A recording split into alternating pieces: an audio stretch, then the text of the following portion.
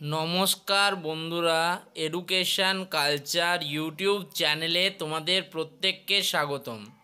তো তোমরা যারা স্টেট কাউন্সিলের আন্ডারে ডিপ্লোমা ইন ইলেকট্রিক্যাল ইঞ্জিনিয়ারিংয়ের থার্ড সেমিস্টারের স্টুডেন্টরা রয়েছো, তো তোমাদের একটা অত্যন্ত ইম্পর্ট্যান্ট সাবজেক্ট হচ্ছে introduction to electric generation system. এটা এমন একটা সাবজেক্ট যে সাবজেক্টটা অনেকটা থিওরি বেস সাবজেক্ট এবং এতে কিন্তু প্রচুর নাম্বার ওঠে। তো আমি তোমাদের এই introduction to electric generation system যে সাবজেক্টটি রয়েছে সেটা কিন্তু পুরোটাই তোমাদের কভার করাচ্ছি। একইভাবে আমি অন্য সাবজেক্টগুলোও তোমাদের কভার করাবো। তো ইন্ট্রোডাকশান টু ইলেকট্রিক জেনারেশন সিস্টেমের এটা তোমাদের হচ্ছে 7 নম্বর ক্লাস। আমি অলরেডি এর আগে 6টা ক্লাসে তোমাদের কিন্তু সিলেবাসটাকে শেষ করার চেষ্টা করছি বা সিলেবাসটাকে থ্রু আউট করার চেষ্টা করছি। আমার এই ভিডিওগুলো তোমরা দেখলে তোমাদের প্রত্যেকটা টপিক কিন্তু মানে কমপ্লিট হয়ে যাবে। দেখো আমরা অলরেডি 5.1-এর রিলেটেড টার্মস এবং 5.2-এর base load plant and peak load plant complete করে ফেলেছি। 5.3 তোমাদের যেটা রয়েছে তার আন্ডারে লোড কার্ভ এবং লোড ডিউরেশন কার্ভ কিন্তু অলরেডি কমপ্লিটেড। এখন আমরা আজকে যেটা আলোচনা করব সেটা হচ্ছে তোমাদের ইন্টিগ্রেটেড ডিউরেশন কার্ভ নিয়ে।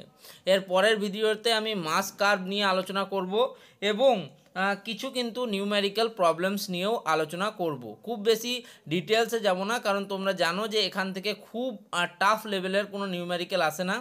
যেগুলো প্রিভিয়াস ইয়ারে এসছে সেরকম কিছু প্রশ্ন সলিউশন করব, যাতে কিন্তু আমাদের এই সাবজেক্টটা বুঝতে এবং কি প্রশ্ন আসে এখান থেকে 5.3 থেকে সেটা জানতে সুবিধা হবে। তো চলো আমরা আজকে শুরু করি আমাদের যে মেন টপিক, যেটার নাম হচ্ছে ইন্টিগ্রেটেড ডিউরেশন কার্ভ। ঠিক আছে, তো ইন্টিগ্রেটেড ডিউরেশন কার্ভ কিছুই না, অন্যান্য যে আমরা কার্ভগুলো পড়লাম যেমন লোড কার্ভ বা লোড ডিউরেশন কার্ভের মতোই এটাও একটা কিন্তু গ্রাফিক্যাল রিপ্রেজেন্টেশন। এখানে আমরা কি করি, এখানে গ্রাফিক্যাল রিপ্রেজেন্টেশন যেটাকে আমরা কিন্তু লোড ডিউরেশন কার্ভ থেকে ডিরাইভ করি, যেখানে আমরা number of units, total number of units kilowatt hour যেটা জেনারেট হয়েছে একটা নির্দিষ্ট ইলেকট্রিক্যাল ডিমান্ডের সাপেক্ষে সেটা নিয়ে আলোচনা করি। তো যদি আমরা ডেফিনেশন বলি সেটা এরকম দাঁড়ায়, an integrated duration curve is a graphical representation derived from a load duration curve showing the total number of units kilowatt hour generated for a given electrical demand kilowatt or megawatt। আমি তোমাদের আগেই বলেছি এই যে subject আমরা পড়ব প্রত্যেকটা subject একে অপরের সাথে ইন্টারলিঙ্ক বা কানেক্টেড। তোমাদেরকে এই ইন্টিগ্রেটেড ডিউরেশন কার্ভ বোঝার জন্য সবার আগে জানতে হবে লোড ডিউরেশন কার্ভ কী।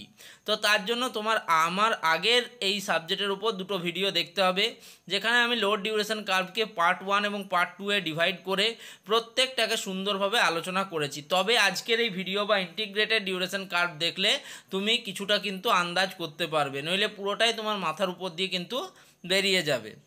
তো কি বলছে, the curve is plotted with demand on the y-axis and the cumulative units generated on the x-axis। x-axis-এ আমরা যে পরিমাণ ডিমান্ড জেনারেট হয়েছে সেটাকে বসাই এবং তোমাদের y-axis-এ আমাদের ডিমান্ড জেনারেট করা থাকে এবং ইউনিটস জেনারেশনটাকে আমরা x-axis-এ বসাই। And the total area under the curve represents the total energy generated or consumed over a period। একটা নির্দিষ্ট সময়ের সাপেক্ষে কী পরিমাণ ইলেকট্রিসিটি জেনারেট হলো বা কনজিউমড হলো সেটা আমাদের জানতে সাহায্য করে। সাচ অ্যাজ এ ডে, একটা নির্দিষ্ট দিনের ক্ষেত্রেও সেটা চলে।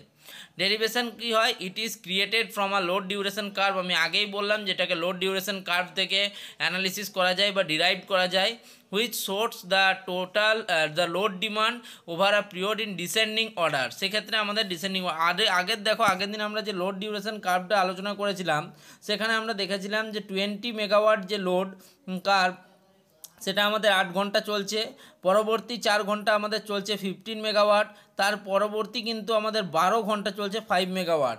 এরকমভাবেই কিন্তু লোড ডিউরেশন কার্ভের সাথে কিন্তু এটা অনেকটা সমতুল্য integrated duration curve. Okay, axis আমরা বললাম ওয়াই অ্যাক্সিসে আমাদের ডিমান্ড ইন কিলোওয়াট ও মেগাওয়াট থাকে, যেটা কিন্তু অলরেডি আমাদের লোড ডিউরেশন কার্ভের ক্ষেত্রেও থাকে।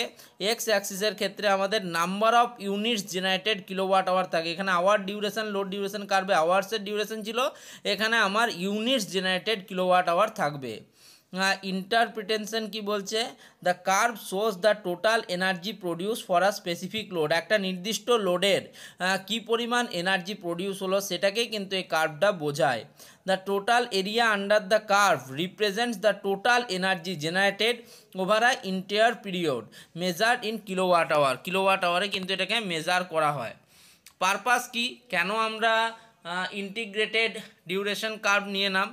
It is used in power system planning to analyze and understand the relationship between load demand and the energy generated. লোডের কতটা ডিমান্ড রয়েছে এবং কি পরিমাণ এনার্জি জেনারেটেড হয়েছে তার মধ্যে রিলেশনশিপ বোঝাতে কিন্তু খুব ইম্পর্টেন্ট রোল প্লে করে কিন্তু ইন্টিগ্রেটেড ডিউরেশন কার্ভ। কি বলছে, helping to determine the most efficient way to meet that demand, কোনো একটা নির্দিষ্ট ডিমান্ডকে মিট করার জন্য সবথেকে এফিসিয়েন্ট ওয়ে খুঁজে বার করতে বা ইফেক্টিভ হতে সাহায্য করে কিন্তু আমাদের ডিউরেশন কার্ভ বা যেটা হচ্ছে ইন্টিগ্রেটেড ডিউরেশন কার্ভ। তো তোমরা বুঝতেই পারছো প্রত্যেকটা সাবজেক্টের তোমাদের প্রত্যেকটা টপিকের ব্রিফ এবং অ্যানালাইজ কিন্তু উত্তর এখানে তৈরি করা হচ্ছে। দেখো এরকম যদি তোমাকে পরীক্ষায় প্রশ্ন আসে, what is integrated duration curve and what is her derivation, Axis and interpretation, তোমরা প্রত্যেকে উত্তর দিতে পারবে। আমি জানি যে তোমরা অনেকেই কিন্তু পড়াশোনার প্রতি আগ্রহী, কিন্তু তোমাদের যে পরিমাণ স্টুডেন্টরা যুক্ত হচ্ছে বা ভিডিওগুলো দেখছো তাতে কিন্তু সেটা দেখা যাচ্ছে না।